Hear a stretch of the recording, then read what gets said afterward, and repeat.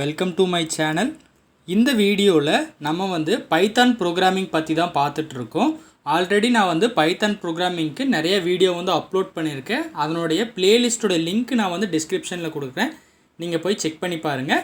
So இந்த Python ப்ரோக்ராமிங்கில் இன்றைக்கி நாம் என்ன டாபிக் பற்றி பார்க்க போகிறோன்னு பார்த்தீங்கன்னா conditional statements. So conditional statements அப்படின்னு பார்த்தீங்கன்னா நாட் ஓன்லி பைத்தான், ஸோ பைத்தானில் மட்டும் இல்லாமல் மற்ற ப்ரோக்ராமிங் லாங்குவேஜ்லேயும் ஒரு முக்கியமான டாபிக். ஸோ இந்த கண்டிஷனல் ஸ்டேட்மெண்ட்ஸை நல்லா டீட்டெயிலாக நாம் பார்க்க போகிறோம். ஸோ ஃபர்ஸ்ட் கண்டிஷனல் ஸ்டேட்மெண்ட் அப்படின்னா என்னென்னு பார்க்கலாம். Conditional statements in Python to perform a different computations based on the given condition. So ஒரு ப்ரோக்ராம் இருக்குது அப்படின்னு நீங்கள் ஞாபகத்தில் வச்சுக்கோங்க, ஓகேங்களா. ஒரு 10 லைன் ஒரு ப்ரோக்ராம் நான் எழுதி வச்சுருக்கேன். ஸோ அந்த மாதிரியான 10 லைனில் இருக்கிற ப்ரோக்ராமும் ஒரு குறிப்பிட்ட கண்டிஷன் பேஸ் பண்ணி நான் எக்ஸிக்யூட் பண்ணுறேன் அப்படின்னா அதை நம்ம கண்டிஷனல் ஸ்டேட்மெண்ட் அப்படின்னு சொல்லுவோம். ஃபார் எக்ஸாம்பிள், இப்போ நான் ஒரு 10 லைன் ப்ரோக்ராம் எழுதியிருக்கேன். 3வது லைனில் நான் ஒரு கண்டிஷன் கொடுத்துருக்கேன். ஸோ அந்த 3வது லைனில் கொடுத்துருக்க கண்டிஷன் ட்ரூவாக இருந்துச்சுன்னா அடுத்த இருக்கிற 4வது லைன் எல்லாமே எக்ஸிக்யூட் ஆகும்.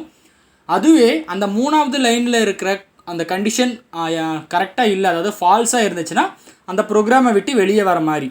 ஸோ அந்த மாதிரியான கண்டிஷன் எல்லாம் நம்ம கண்டிஷனல் ஸ்டேட்மெண்ட்ஸ் யூஸ் பண்ணி நம்ம பண்ணுவோம். ஸோ இந்த கண்டிஷனல் ஸ்டேட்மெண்ட்ஸ் எப்படி ஒர்க் ஆகும் அப்படின்னு பார்த்தீங்கன்னா it's depends upon true or false Boolean value.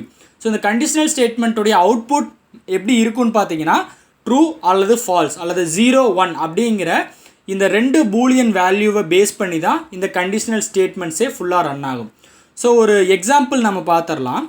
நம்ம நார்மலாக பார்த்தீங்கன்னா டிராஃபிக் லைட்டை தான் எல்லா இடத்துலையும் பார்த்துருப்போம். ஸோ டிராஃபிக் லைட்டில் 3 லைட்ஸ் கொடுத்துருப்பாங்க, ரெட்டு, எல்லோ, அதுக்கப்புறம் பார்த்தீங்கன்னா க்ரீன்.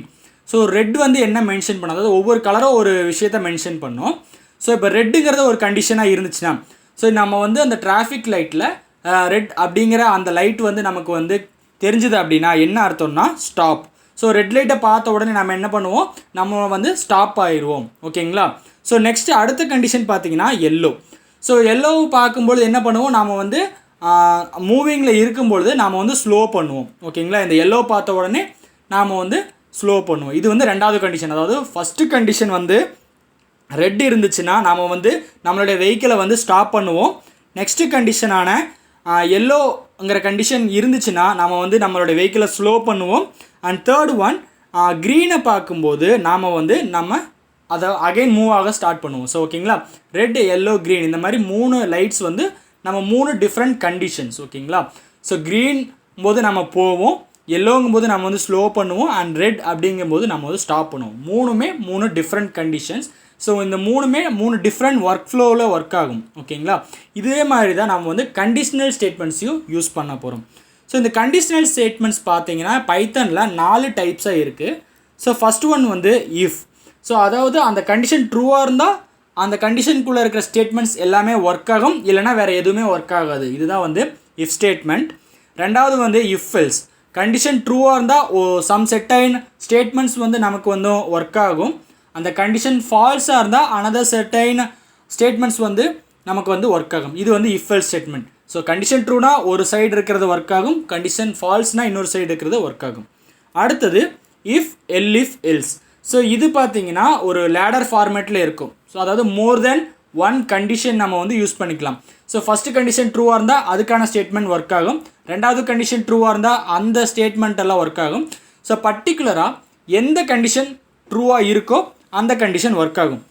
அடுத்தது nested if. So nested if அப்படிங்கிறது பார்த்தீங்கன்னா ஒரு இஃப் ஸ்டேட்மெண்ட்குள்ளே இன்னொரு இஃப் ஸ்டேட்மெண்ட் இருந்துச்சுன்னா அது நெஸ்டட் இஃப் அப்படின்னு சொல்லுவோம். ஸோ இந்த 4 டைப்பையும் இதுக்கப்புறம் வர வீடியோக்களில் நம்ம டீட்டெயிலாக பார்க்கலாம். ஏதாவது உங்களுக்கு டவுட் இருந்தால் கமெண்ட் பாக்ஸில் கமெண்ட் பண்ணுங்கள். ஸோ நெக்ஸ்ட் வீடியோவில் பார்க்கலாம். தேங்க்ஸ் ஃபார் வாட்சிங்.